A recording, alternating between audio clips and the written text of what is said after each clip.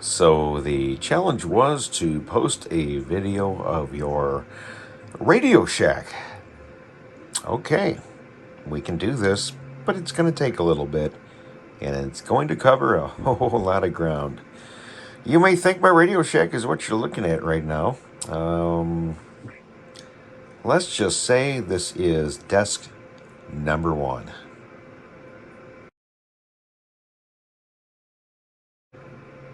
Yes, desk number one. I call it that because it's the first of many desks full of stuff here.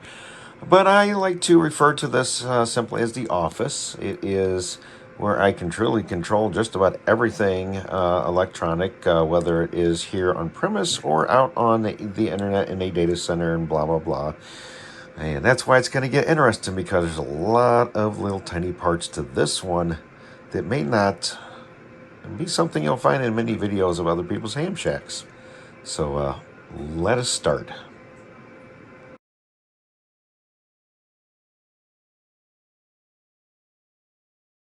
So, as we said, this is the control room, otherwise known as the office of the house, and it's just where pretty much everything happens at one given time. I can do two or three different things at once from here.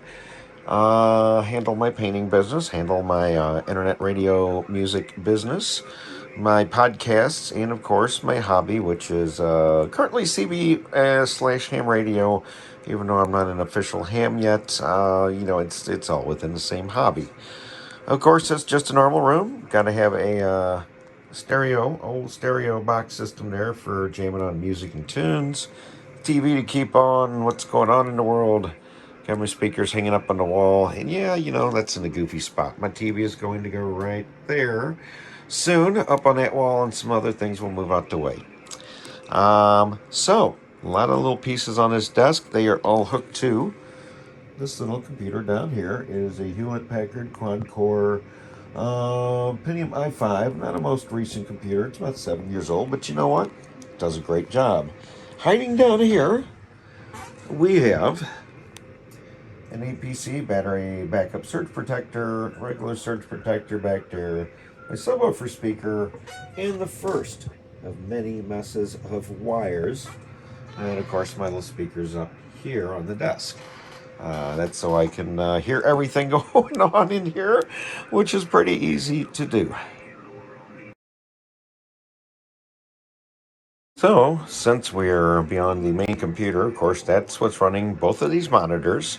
And all the sound stuff in here is hooked into. On this screen here, we are monitoring all of my servers out on the internet. One's in data centers, so I can kind of keep an eye on what's going on, know if something's wrong, know if something goes down. Just kind of keeps me status updated on that. It also contains all the monitoring, keeps sure all my websites are up and operational. If not, I'm going to see something goofy here. I also got to monitor bandwidth usage to know what's going in and out in case if something big happens like that and your bandwidth gets used up, it ends up costing you a lot of money. And a lot of that stuff is tied to the hosting of my own websites, my painting website, and my radio station website. That one. So, that is a lot of what some of the sound equipment is here for and has been for years. You click it, you go. Just like a radio station. And music. Just like a radio station. So, a lot of that also plays into the reason why there's big microphones around and mixers and such. But that is part of the radio station operation. Again, most of what you're seeing right there is remote. We'll show you the server for it a little later on. Okay, so now you probably have a better idea what that's doing here on the desk. That is a Behringer Xenix mixer, multi-channel mixer, I believe 8-channel mixer. Has all the usual bells and whistles your normal audio mixers have. Bass, treble, control, compressions, echoes, effects, faders. Lots of inputs and outputs you can hook, sound effects, and all of those nice little toys. We input, well, actually output, and that is a USB to the computer, and that is a output into the other room, the radio station computer. Note that big fat sound filter on there to keep static out of it. You gotta have those boys. And of course, a couple little tiny computer speakers, which again goes back down to our subwoofer down there. All right. Well, with that done, that explains probably why we have this big radio station type microphone here. This is honestly a cheap microphone. Got it for about $29, and that's everything you see there: the windscreen, the other windscreen, the microphone, the shock mount, the entire swing arm there, $29. So that little cheap thing right there is getting replaced with a higher quality microphone here in a few days. I think it's going to make a big difference. But anyway, that microphone is used for doing my live radio show right in front of my face here, as well as my podcast recordings. But since it's all here in this little mix of stuff, that also goes to the computer. And as you can see, that goes over here to my CB/ham radio setup.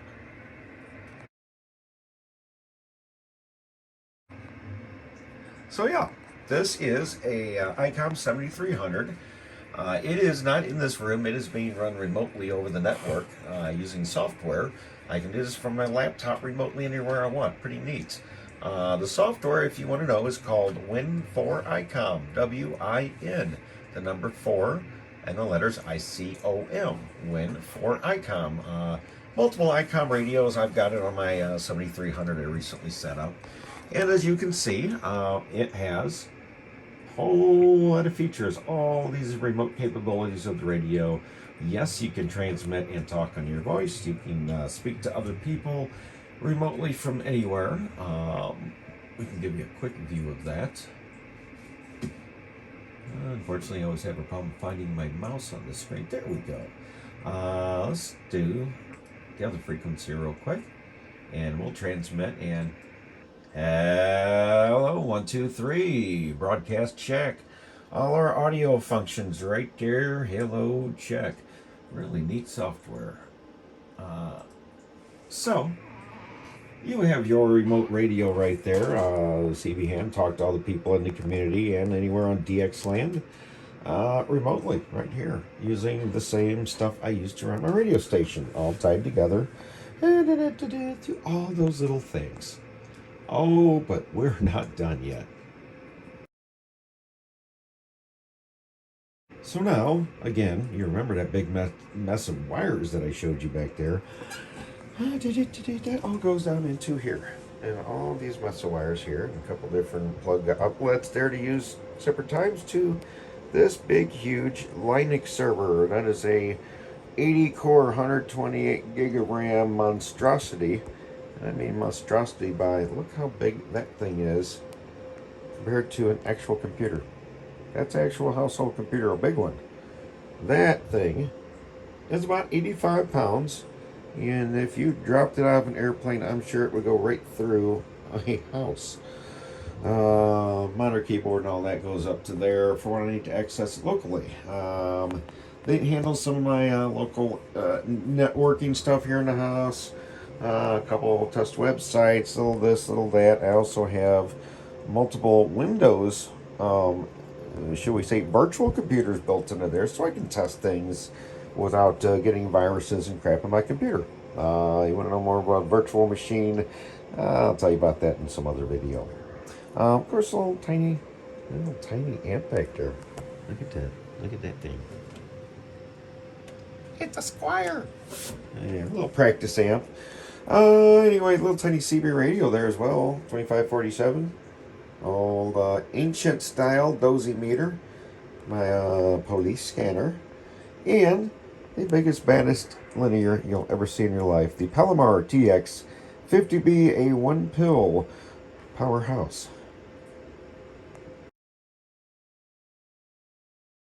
Oh yes, and there is a keyboard. Hardly ever gets touched. That is a Fender. Hardly ever gets touched. Big pile of other unused CB equipment, Galaxy 959, another power supply, tubes. I'll tell you about that in a minute too. And of course, printers and printers and more printers, because I print a lot of stuff there because printing is fun. Oh, and the coolest wall in all of Radio Shacks and ham shacks out there is the wall of music and fun, and also the opposite corner of the legends. Yeah, buddy. Can't forget that, can we? Okay, let's move along now. We're not done. So on the other side of that wall, the Wi-Fi router for the building, Wi-Fi 6 TP-Link, EC 1800 something, fairly modern router. Got all the bells and whistles. Wired connections, because sometimes I don't trust Wi-Fi. That is our AT&T DSL modem for backup. I don't use 12 meg DSL except as a backup. But you know what? If Charter ever goes down, we have that going. And that takes us to the Charter. It's 400 meg. I do own this modem. You want a good one, go buy that one right there online. Don't use their junk cable splitter connections, because there's a lot of wires going to TV and such over here. Battery backup, multiple external hard drives. In that is a radio station server. That's all it does, is handle the radio station automation, music and such on the screen there for whenever I need to access it. And you know, there's wires there. Wires there, all going back into this hole where everything's hidden, where there's more wires and more wires and more wires. More wires back in that hole, and more wires, and way more wires in plugs. And more connections, and more wires, and more wires, and more stuff, and wires and stuff, and other boxes and stuff. Oh, man. All right. And, told you I wasn't done yet. The next computer, and this is just a little tiny, look at that little tiny Acer. Quad core Intel, most recent 10, 11, 12 Gen, whatever it is. So, you know, Windows 11, guys. Of course, another fine mess of wires and plugs and connectors and things going from here to there, and they're going somewhere else. Subwoofer, gotta have that. But this is a lot of the controls for the radio station here. All the music playing, music there, playlist and songs I have available. What are they playing here? There we go. Pretty good selection of music there. And anyway, it tells me what's going on, servers and things going on and such. Radio automation software. And I do a lot of web surfing from here. As you can see, that is the other microphone. It's the same junky one as any other room. But you know what? Those guys do work. And I do a live radio show from here. I'll do the podcast from here. And again, that can patch in through the software, through this, do that. Goes into the mixer in the other room, which goes back to the radio station streamer, all that stuff over there. But this is also, oddly enough, where I have the software which connects the ICOM radio to all the other computers. That's just the server program. Again, if you want to look up that name right there, that is the software for your 7300 to do the neat things that I do with it. But I'm not done yet. Now we got to show you that actual radio.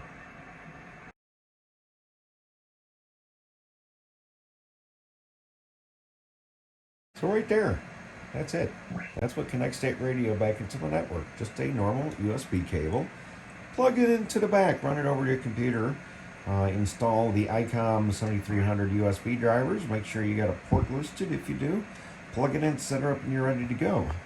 But of course, this is the last radio table, and a radio desk, and of course, the mess of wires. Once again, going to this, that, and everything else. So let's take a walk around, because this is finally the last desk. And your ICOM 7300, we're listening to a 38 sideband here in St. Louis. Nothing's going on. That is not one, but two identical, almost identical matching Maverick 252 linears. They do work, they do run. MFJ, 35 amp power supply. Dozy meter, which I actually have turned this way right now. I'll tell you about that in a minute. So I can see the watt meter. They're lit up. You can't see that during the day either. But I'm using that webcam to monitor this meter from the other room, so I know I'm not blowing my equipment up today. Texas Star DX 350 high drive, Jetstream, 50 amp power supply, and of course a relic of a mic, the Turner +3 power mic. And what I use more often than that is the standard stock Icon microphone. And we get to have fun from here. So everything finally ends at that wire going out to the antenna, which is about 35-40 feet up in the air. So there you go. I think we're finally done. That's my shack. What does yours look like?